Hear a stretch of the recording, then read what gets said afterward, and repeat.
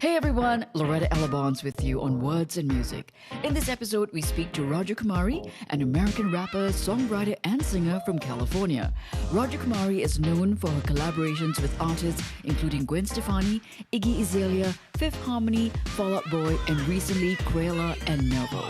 Hi Raja, great to have you on the show. Where are you based? Well, I'm right now in Los Angeles, but I'm usually Los Angeles and Mumbai, but I came home.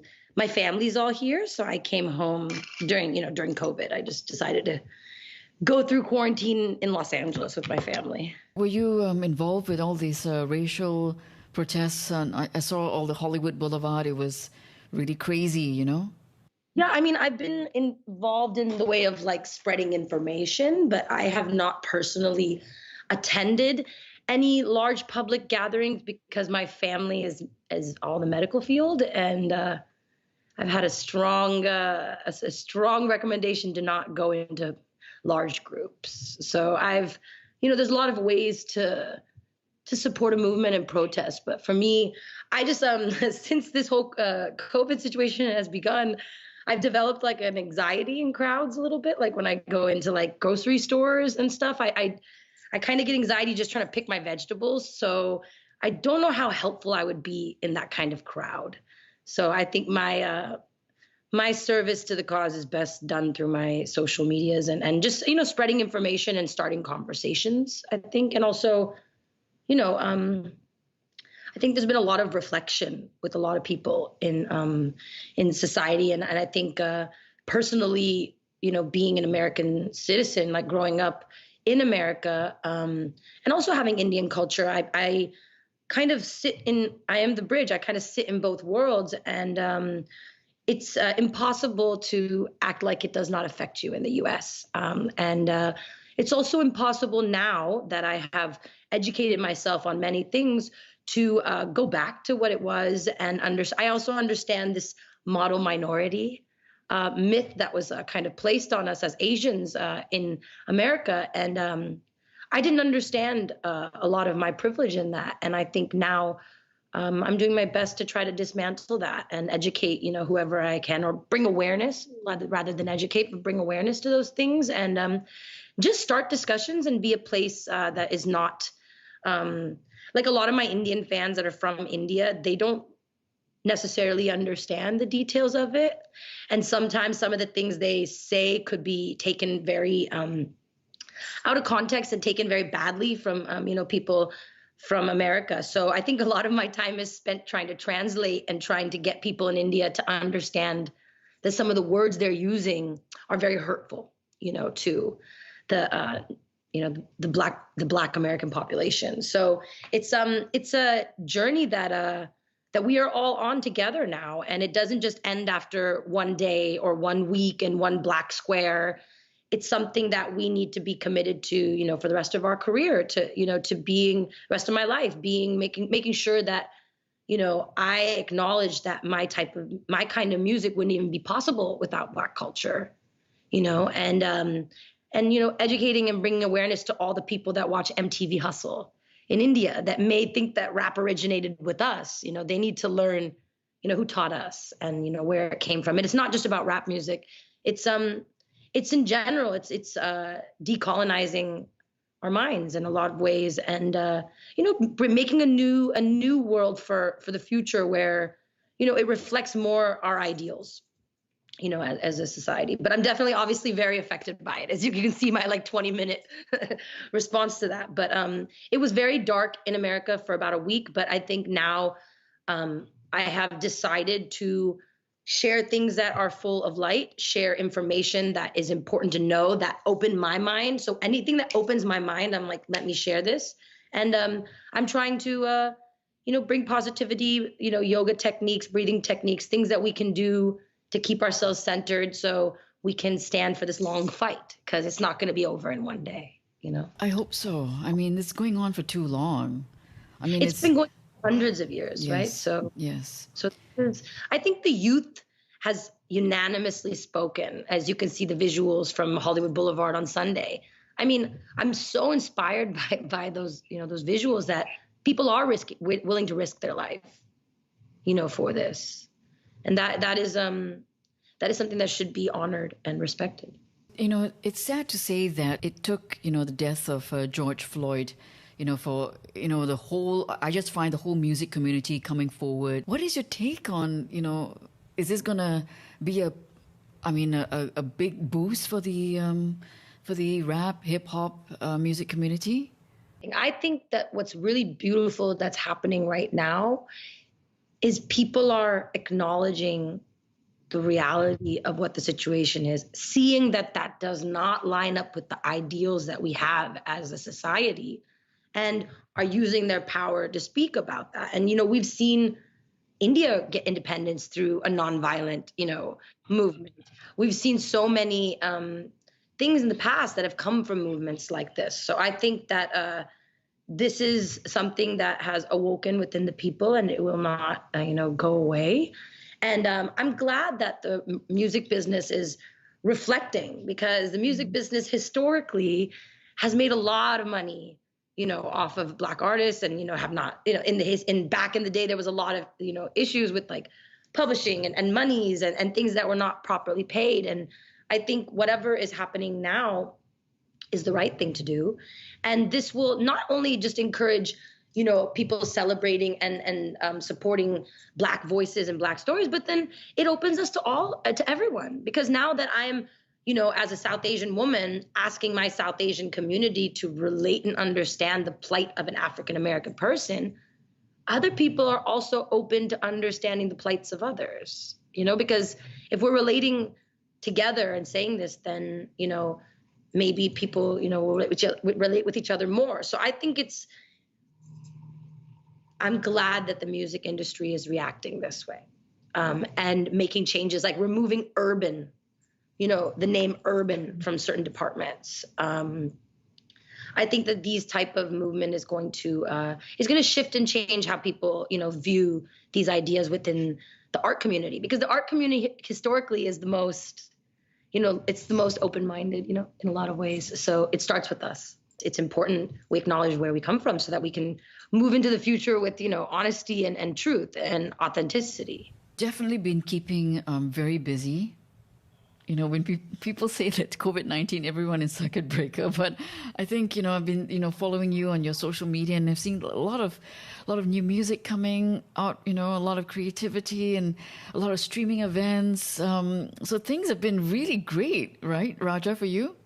Yeah, I mean, the transition has been interesting, to go.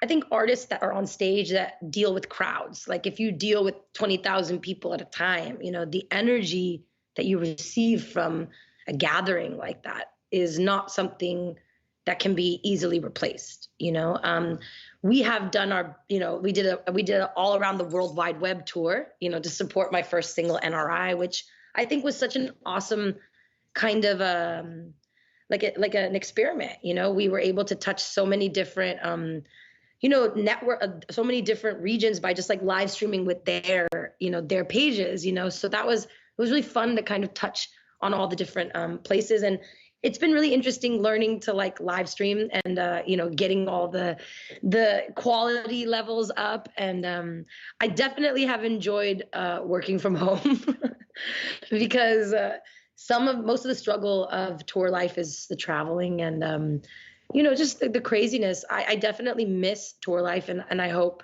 that we can return back to some sense of normalcy, by next year, the year after, if we can come back to, being in large gatherings again. But I've definitely stayed busy. I'm lucky that I, worked on my album all the way through December, January, because I completed it right before this. So, now during this time, it's really about, getting the visuals together during the quarantine. My new single is coming. We shot the video, just me and my first videographer who shot all my original videos. He lives in Los Angeles.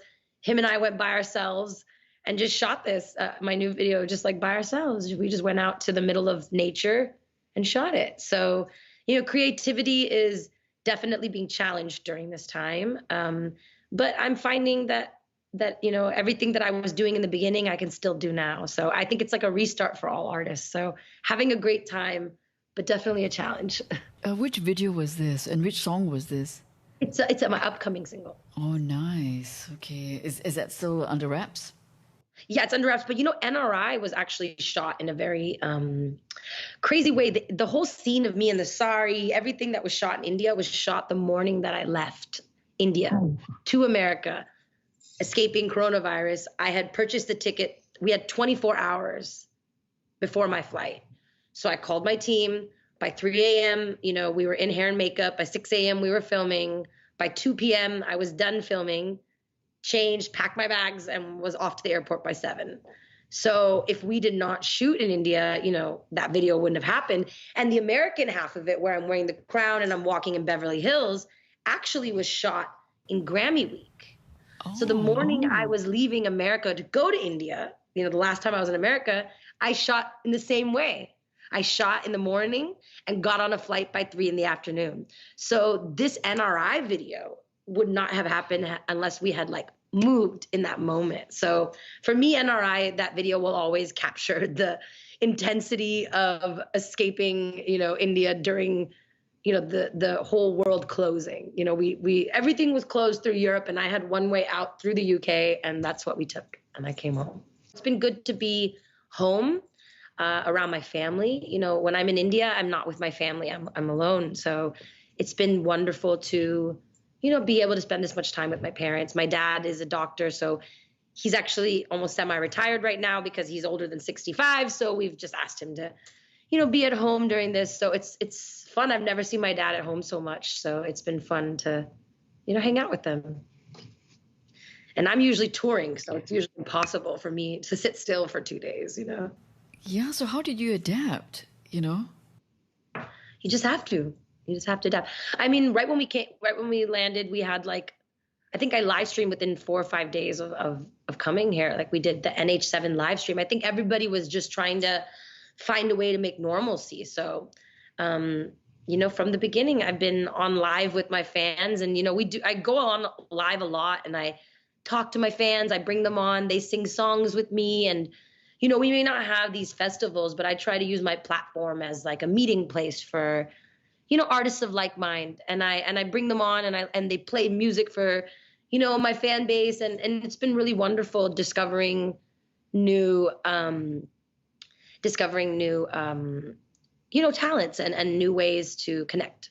Got a new song with Korilla and Novel Goddess. When was that done? So I actually recorded my part in 2019, I want to say. So I recorded my rap, and the song evolved so much. We had been thinking it was going to come out earlier with their album, and then thinking it was going to come out, with their album, and then it didn't happen. But, the timing of this song was actually so perfect. For it to come out during this time and be, a woman's anthem, and have Nervo, Korilla, and myself, 5 strong women saying these empowering things, and, being proud of where they come from. There's a lot of South Asian references. There's a lot of and also Nervo, accepting those types of references and making it their own. It was just such a global community kind of vibe. And so thankful of the timing of when it came out, because it was feeding me positivity when I needed it. Now, you've incorporated East and West cultures into your music. It takes a lot of courage, of course, to combine those two elements. How did you think about that, putting that forward? I think because I am, in essence, a combination of East and West, because my family raised me so traditional within the home, but I grew up in Los Angeles, so Claremont, the suburbs. So just to make sense of who I was, it had to be a combination. So the music was the way for me to be both at the same time, so it's just a natural expression. And through my life, I've been trying to put more into it. Now I'm really fascinated with ancient Hindu prayers, and the power of mantra and the power of sound. So I'm really fascinated by that. I'm actually thinking about working on a new devotional project. So things are always, moving and changing. Wow. It's fascinating. Yeah, because I've seen on your posts, you talk about chakras and, so. It's a journey. It's something that I knew about as a child. And then it's almost hilarious that it's like being on Instagram and watching like Instagram yogis and chakra healers and stuff. You start to realize, okay, well, what are they talking about? They're talking about the history and the knowledge that we've had for thousands of years. So maybe I should study, what it is. And so I've been kind of diving deeper. In college, I studied comparative religion. So this was my other a career path would have been to continue in that study. So it's just, I think, maybe bringing all the different elements of my life together now. When I don't know whether you remember, but I attended your show last year. Yeah? Yeah, in Singapore. Okay, cool. Did you come to night 1 or night 2? Night 2. Okay. Awesome. Yeah, so... yeah, wait. Totally. I remember completely. Yeah, that was a fun one. I was wearing... Yeah, it was... I enjoyed it. And the dancers, I must say that your dancers were really good looking. Oh my God, they're so good looking. I have no issue traveling with those beautiful men. It's wonderful. I love them. Sahil and Pavan, they're great. They're great dancers. And so when we initiated this conversation with you, Raja, I of course did my research, and I didn't know that you wrote one of the Fall Out Boy songs. Yeah, I see them right behind you. I was just saying, I see Fall Out Boy, and then Fall Out Boy's here behind me. Really big. It was my first platinum record, first record that I was a part of as a songwriter that, it went 4 times platinum. I think it's 5 now, but it just was such a amazing moment because God showed me what could happen with a song, like how it could become the theme song for every athlete that like Kobe Bryant would walk out to his final game playing that song, the way that it impacted, it just inspired me a lot. And it made me realize that like I was worthy, like in a lot of ways. So anything that I was dreaming for myself, I was worthy of receiving, because God showed me that, all my dreams are possible, but my dreams are also for me to do it myself. So, though the Fall Out Boy record was my first BMI Pop Award, it was just a huge moment where I felt recognition, where my parents could see that I was doing something concrete, but also it gave me like a blueprint to pursue it for myself. Now, you also wrote Iggy Azalea's Change Your Life, and that won a Grammy. Yeah, that one changed my life for sure. That's actually the first song that got me signed to my publishing deal. My publishers heard the song and they were like, this is it. And it took almost, I think, like 6 months later, they played it for Iggy's management. And again, she heard herself in it, so, and the crazy thing about that song is a majority of my vocals remained on the record, so that means if my voice is good enough to be like kind of lip sync to, then, why am I not releasing it? So this was a really big sign for me as an early in my career. And, the song was on a Grammy nominated album. So in return, I became a Grammy nominated songwriter. So again, my parents, that was a nice way for me to explain to them that I was in the right field and that, I was being, that I was using my talents properly. So, I mean, any Asian can tell you about the pressures of family and parents' approval. So a lot of the things I do is like, well, my parents know who they are. So, just bringing home things that they can understand as well is always a plus. So any thoughts on achieving what they say is the American dream? I think I already have. I think American dream is just basically having a dream and going for it and not thinking that anything is possible and that, if you dream it, you can do it. That is the American dream for me. And I mean, I'm just a little girl that grew up in Claremont, California that wanted to grow up to be the Queen of India. And I feel like I am. So that my American dream was to be the Queen of India. And I'm living that every day. I wanted to ask you, what are you listening to nowadays? What kind of music? Well, I'm listening to, I definitely love to check like the new release playlist. Like every Friday, I always listen to what's coming out and just vibe. I really like Meek Mill's new record, Other Side of America. I just love Meek Mill. He gets me really hype. Burna Boy is a favorite. It keeps the vibe. I've just honestly been going back to some of the music that, inspired me. So I've been listening to a lot of Bob Marley, listening to, Lauryn Hill, and honestly, a lot of Indian music, like a lot of Bollywood music and a lot of like old Bollywood music and classical music. And I think I'm pulling new inspiration. I'm working my album, my new album is called The Bridge, my new EP. And, we're getting ready to release that. But as that releases, I'm already preparing to write the next one. So, I'm being influenced as we speak. So this Bridge album, is it going to be, what is it going to be like? Well, of course, the bridge for me symbolically is, the East to the West, ancient to the future. And, music is the bridge between, us and the divine. So it's kind of like an offering, it's, I think the first album was about manifestation. The second project was about defending what is yours and, being fearless. And I think this one is more about healing and loving, but also it has a lot of like acceptance. I've come to a place where I am starting to really love myself for who I am. And it's funny for me to say starting, because most people would say, I thought, you did, but it's a process even for me, like as I evolve and grow as an artist, I'm going through it. So I think this one came from a place of happiness. And also this project was recorded in India versus my other projects were always recorded in the US and, done with producers from like Miami and Atlanta and New York, and it had those influences of those cities. And I think in a lot of ways, this one is very influenced by Bombay because it was recorded in Bombay. Wonderful. Okay. Now, I just want to touch on some questions on what advice can you give to aspiring, all these young female, Yes. people watching you right now and saying that... It's my Kumari kids, yes. What were you saying? I'm sorry, I didn't mean to cut you off. No, what advice can you tell, all these young Kumari, young ladies out there who want to be rappers, who want to be... I think you just need to, my best advice to everybody that is pursuing their dreams is to be very clear about your dreams.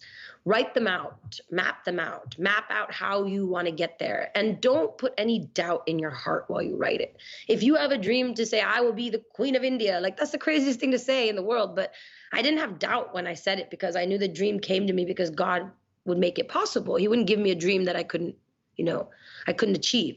But it will come with hard work, dedication, perseverance. And you have to be very, very sure of who you are and what you want to bring because everyone will challenge you. Authenticity is the key. And for my females, you have to build yourself on the back of hard work and perfection of your craft. Because as you grow, it's very easy for people to say that, oh, you only got what you got because someone gave it to you. But when you build your foundation brick by your own work, no one can take anything from you. And if you climb the ladder in a way by trying to skip some of the steps, the same way you come up is the same way you fall back down. So I would suggest that all my Kumari kids that want to, follow me in my footsteps, as I walked in the footsteps of greater, artists that came before me and opened the door, authenticity is the key, perfection of your craft, dedication to the purity that is music, dedicate yourself to what it is and don't go after it for fame. Go after it for your purpose. Like me saying I want to be the Queen of India wasn't so everyone in India would know me. It was because truly in my spirit, I feel that I'm supposed to give back to India, that I feel that I'm connected to the motherland, that my greatest works will be done there, that I want to be remembered as an Indian, And that's why I say those things, not because some other weird thing, is because I wanted everything that I did to be, credited to India. I really like the song Bindis and Bangles. I love it. Have you seen the music video for that one? I did. I have, and I really liked it. That was a 24-hour shoot. That was the biggest production I've ever undertaken. And I'm glad we did it pre-corona because I don't think it's possible in the current climate to get 120 people on set like that again. Oh, wow. So 120 people. And was that filmed in India? Yeah, that was filmed in Panvel. It was 24 hours from the moment I got into makeup to the moment they yelled rap was 24 hours. It was a lot of work, the costumes, the makeup, the details. The sets, designs, that was a huge production and I'm so proud of it. And it was all female-led production. You bring it up, the bindis and the bangles, and it's such an Indian, it's such an Indian culture, the bindis and the bangles and the jewelry.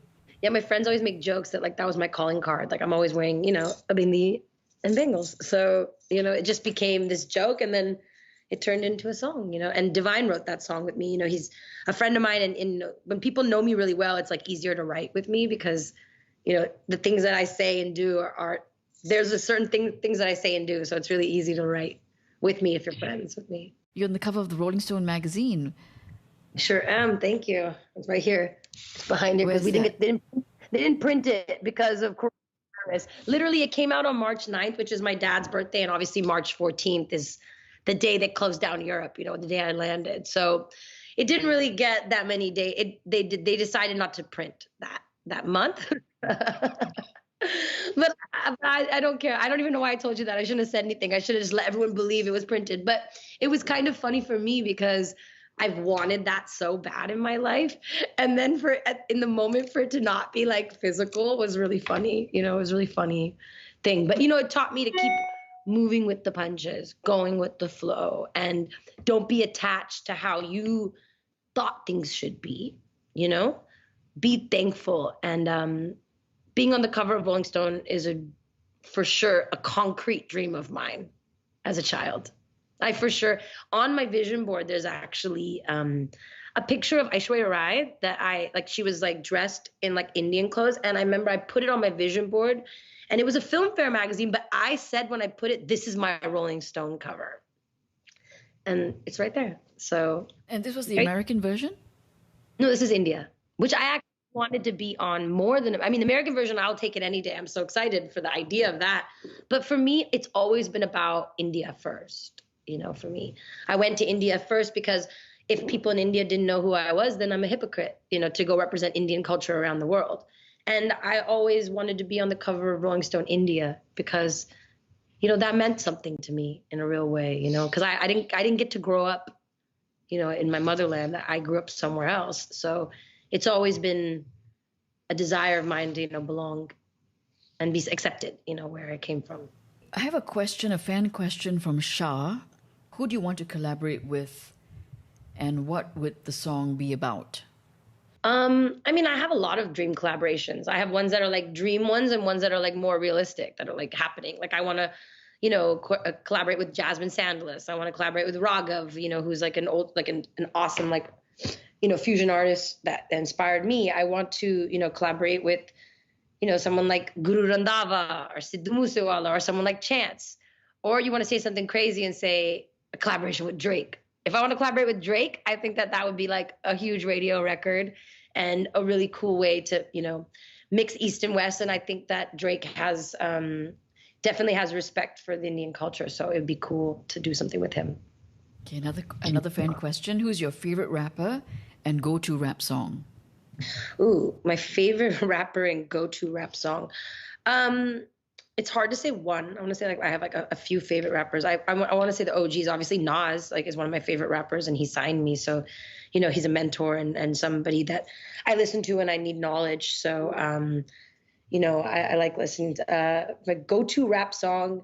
I think if I have to listen to one song and one song only, it'd be Ready or Not, the Fugees. It's excellent. So much information. And I also appreciate this because, Singapore, I've had this like growing relationship with Singapore. I've been there 3 times. I've done the song, Anything We Like, what I did with the Singapore tourism. I performed for F1. So it's a little bit hard for me that I can't be there in person, because I just really have enjoyed building my relationship. And I know 100% that I will be back in Singapore because I need that kaya toast. I just cannot live without the kaya toast. So I will be back without fail to go to Toast Box and get my breakfast. Okay, so I appreciate you, talking to me and bringing my story, to everyone in Singapore. And I hope that, we stay connected, all of us, and stay positive and hopefully we see each other, after this all together.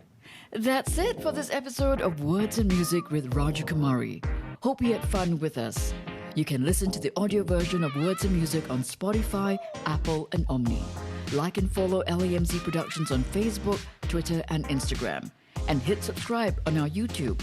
Until next time, my name is Loretta Alabons, and keep rocking.